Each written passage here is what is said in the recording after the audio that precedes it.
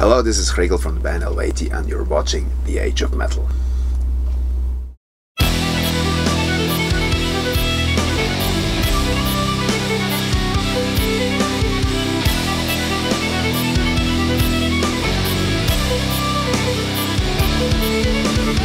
Hello, this is Elson from The Age of Metal. I have here Chrigel of Eluvietie.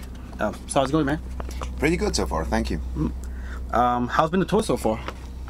It's been treating us really well, I would say. I mean, this is a great tour for us, and yeah, I mean, it's been going really well. Excellent. So being in on a bill like as diverse as this with children about revocation and threats, how's been the crowd's response to you guys so far? Yeah, really good. Well, that's basically what it makes a good tour, I would say. But yeah, I mean, we love that kind of mixed packages anyway. I mean, that's like it's more challenging, and so that's something we really appreciate. And yeah, I mean, it's the first tour actually. We're playing some new material, off our upcoming album, and yeah, new stuff is also being received like really well, I have to say. So yeah, it's great. It's been treating us really good, this tour. Awesome. You guys recently just did the 70,000 tons of metal cruise tour. What was the experience like to be playing to like 2,000 plus fans, sailing through the Caribbean? Selling to what? Through the Caribbean. Yeah, it was amazing, I would say. I mean, the shows have been great, and well, also personally for me it was a great time because like after all those months of producing the album, I had like such a terrible lack of sleep, so I basically spent all time on the cruise in bed. When I was not on stage, I was basically sleeping, so that was awesome. All right, so your new album, Eluveitie, which is released in Europe last week, and I think the US will be getting ours probably by the end of the month. Can you explain what is Eluveitie and the idea behind the concept of the album? Yeah, I mean, as you just mentioned, it is a concept album. It's actually our first real concept album, and well, it basically tells the story of the Gaulish Wars, which have been like a war of or a series of military campaigns that lasted for like almost 10 years, and then the Gaulish Wars took place like a good 2,000 years ago, and it was just like the combat between Gallia, of course, like the name says, and the Roman Empire, or well, probably better said, it's like the story of the Roman Empire like invading the free lands of Gallia, and that's basically the story the album tells. And what we were trying to do, and I guess we achieved that, is we didn't only want to narrate the story in the lyrics, but also like we tried to express it musically, so the album kind of became something like a soundtrack or something. So for the new album, you chose Tommy Verdelli as your producer. What was it like working on the album with him? Well, first of all, I have to say, I mean, basically we produced the album on our own. I mean, usually that's actually what we always did. But yeah, he did the mixing of the album, and what made us decide? Well, he's just amazing. He's good. I mean, we're friends with him like since quite a while, and he recorded our last album already.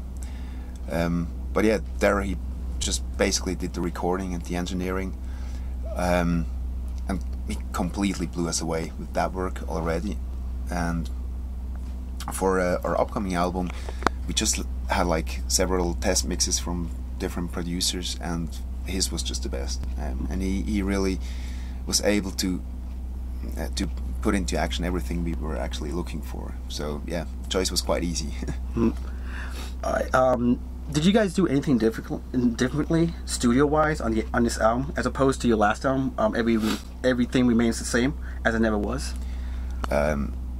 Yeah, well, on one hand, obviously, due to the fact that it is a concept album,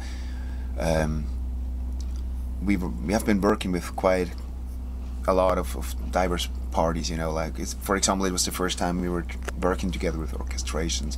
We had a choir and so on. So yeah, I mean, on one hand that made the recording process a little different, and you know, like there was just more we had to record, you know. And on the other hand, yeah, we had quite a different approach this time,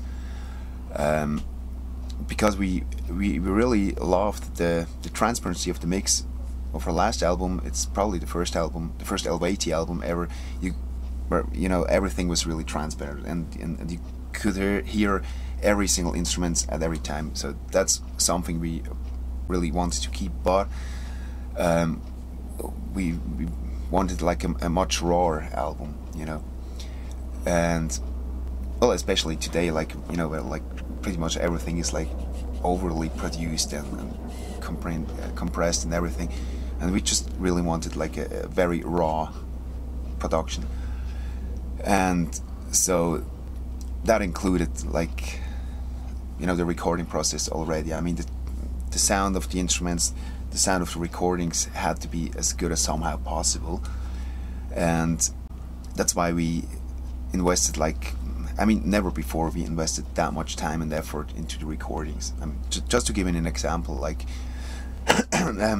at the guitar recording sessions, the first couple of days there was not one single tone recorded. It was all just about finding the right sound, you know, and that included like trying out like hundreds of different amps and cabinets and combinations of amps and microphones, positions, and different guitars, different materials of the guitars, you know, different woods, different strings, different plex, like just everything, you know. And we did that until we had exactly the sound we wanted. And well, it was the same approach for all the instruments, so that was actually quite an effort. But yeah, I mean, we were quite amazed with the result of that, and we were like totally happy with the sound.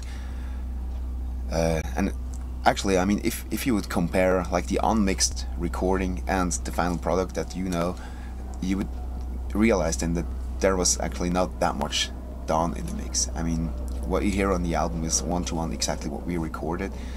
And yeah, that is something we just really wanted to achieve. I mean, we kept everything like really raw, really pure, and if you want to say like honest in a way. And yeah, so that was quite a new approach, and we're totally happy with that. Excellent. So back in 2009, you released Evocation 1, the Arcane Dominion, which was like an entirely acoustic folk album in some way. Any chance in the future you will probably release a follow-up to that album? Yeah, for sure we'll. As you said, like it's called Evocation Part 1, so obviously there will be a Part 2. But yeah, we simply have not decided when we will do that. But we will do it for sure. I mean, something we're actually really looking forward to. All right. So you write songs. You have some songs that are sung in Gaulish. You know, it's a Celtic language, you know, that was spoken before the Romans took over Gaul in some way. Is it difficult writing songs in Gaulish? Well, yes, and I mean, basically, it's the same question. Like, it's the same for every foreign language in a way. Mm-hmm. So no, it's obviously not difficult. But then again, what makes it difficult, of course, is that the fact that Gaulish language is an extinct language. I mean, the vocabulary is actually, you know, it's all quite well documented, but there's some aspects about the grammar and of course pronunciation where like the science is still pretty much in the dark about.